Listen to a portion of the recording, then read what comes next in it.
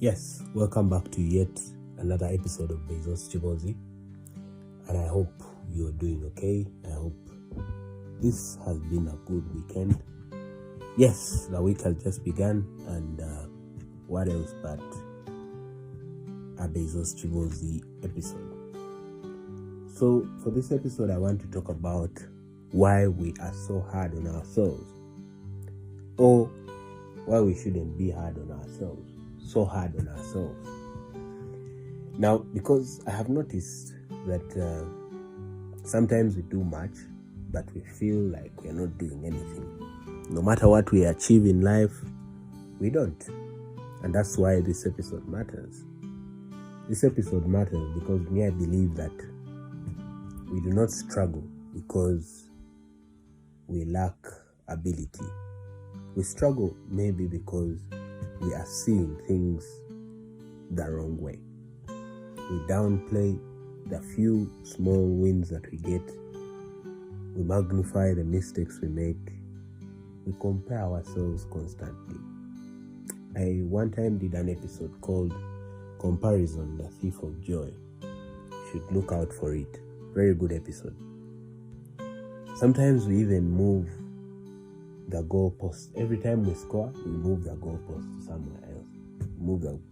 somewhere else.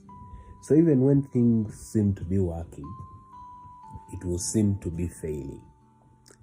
And ideally, it becomes mentally exhausting. You become the enemy of your own self because you don't see the good things that you can do. So when you assume that these things are actually helping you, because sometimes we assume, that is a shift, that sometimes we assume that, me being hard on myself is helping me to be sharp, it's helping me to drive improvement, it's helping me to prevent complacency. You may be locked in that idea, but the truth is that it just distorts your perception. It distorts what you think is right. It distorts what your success is.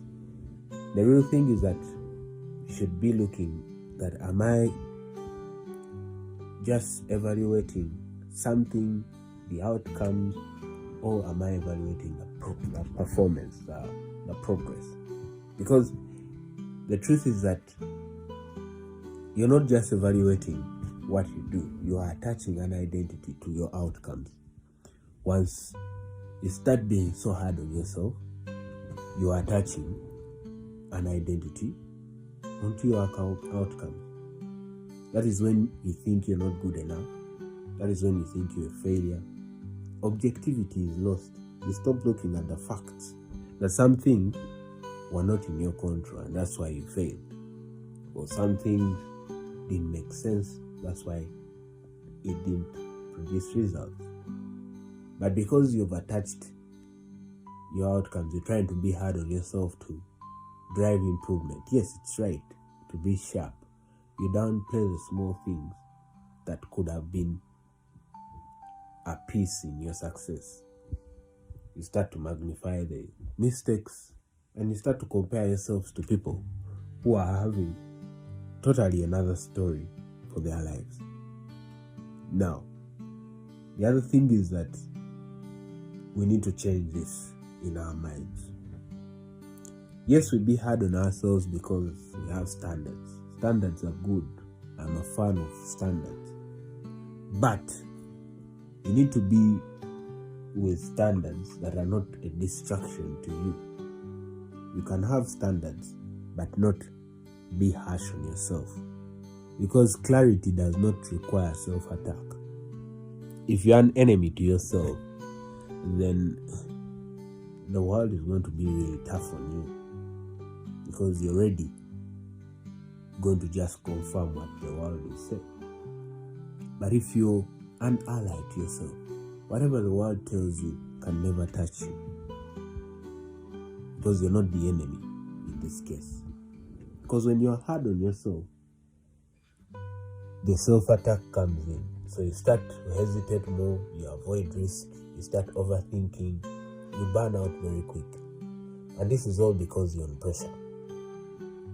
Yes, pressure sometimes leads to the creation of diamonds or the creation of good moments.